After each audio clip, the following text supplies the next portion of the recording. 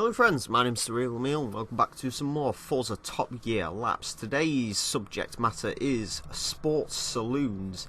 Now, these cars I figured would be very interesting to send around because while they could be ludicrously fast in a straight line and good off the line and so on, they might struggle with the corners because they weigh quite a lot. Let's start with some rear wheel drive ones with the Lexus ISF. 416 horsepower, 3,781 pounds of weight in this thing. Now, the ISF is a car most people would have probably passed on. I doubt many of you have probably even bothered with this car in Forza 5.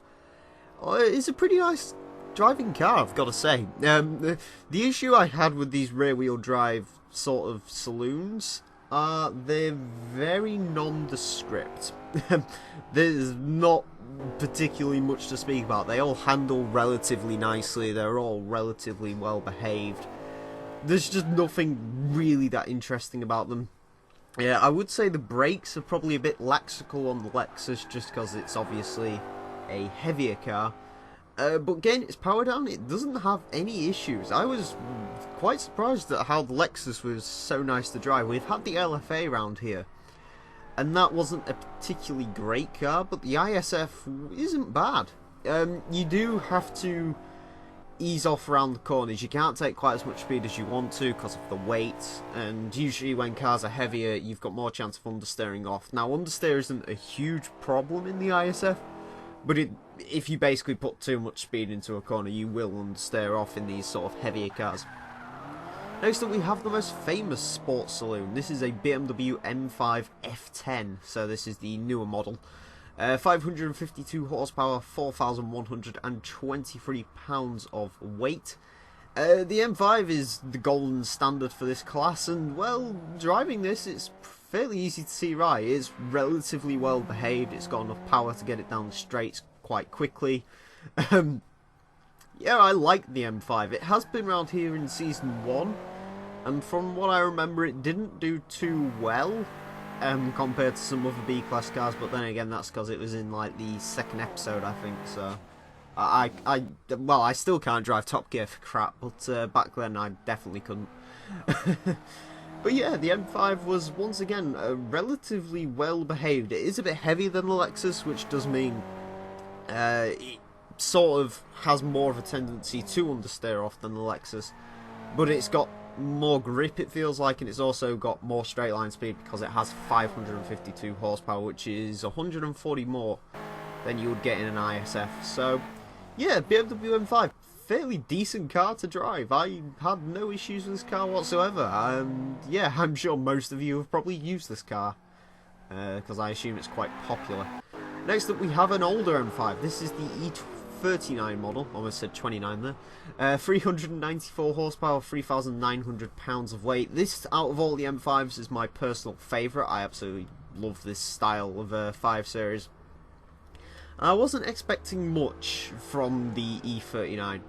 I had a racing version of these. I upgraded it to B-class, racing tyres, race suspension, didn't touch the power whatsoever, and this thing slid absolutely everywhere. It was horrible. But in stock form, this car's pretty good. It is a bit more slidey than the new M5, which is, you know, it is kind of obvious that it would slide a bit more than its newer cousin. Obviously, I assume the tyres aren't quite as big, and it is running on 2003 suspension and stuff. It's not that old a car, but it's still older than the F10 model.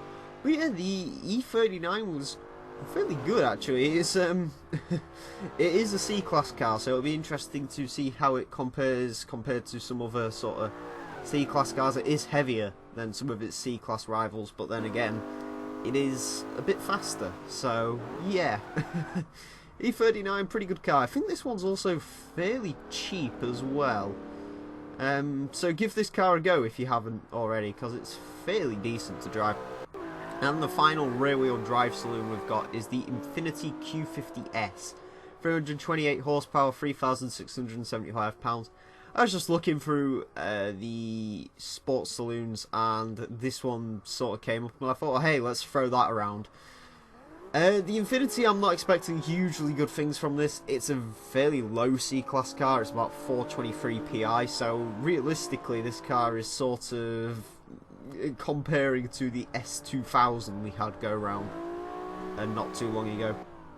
And like the S2000, the Infiniti was pretty good. It's not as good as the S2000. The S2000 was superb.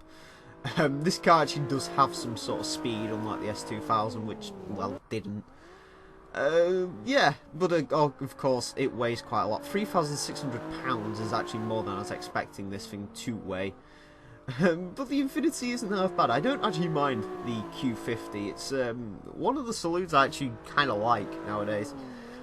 It's much better than the modern IS. I have no idea what the hell they're doing with that thing. It got a bit slidey through Hammerhead. I tried to take a lot of speed through there, because this car wasn't being particularly quick. I was sort of doing what I did with the S2000, which was basically just throw caution to the wind and try and get this thing as fast round as humanly possible. But the Q50 wasn't bad. It wouldn't be my personal choice. Anyway, we are onto the four-wheel drive saloons, and you'll be pleased to know these things are actually more exciting than the rear-wheel drives. This is a Mercedes-Benz E63 AMG, 576 horsepower, 4,277 pounds of weight. The E63 is insane.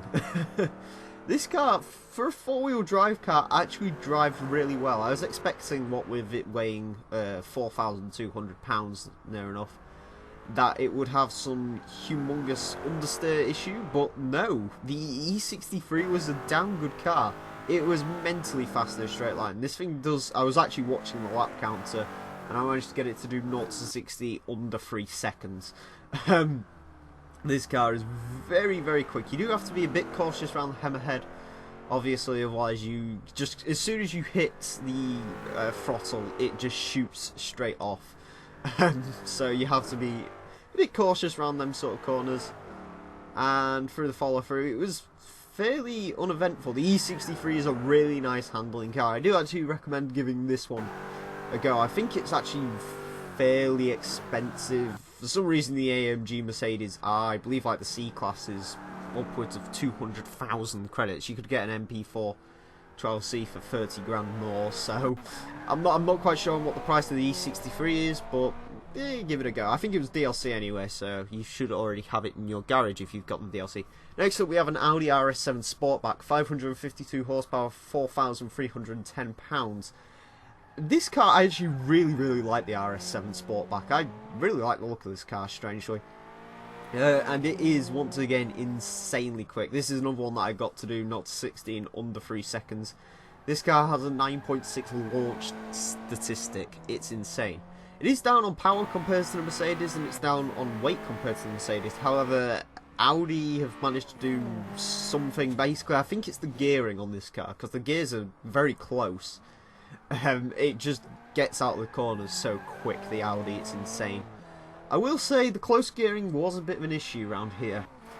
It's a little bit too close, like you're sort of in first gear.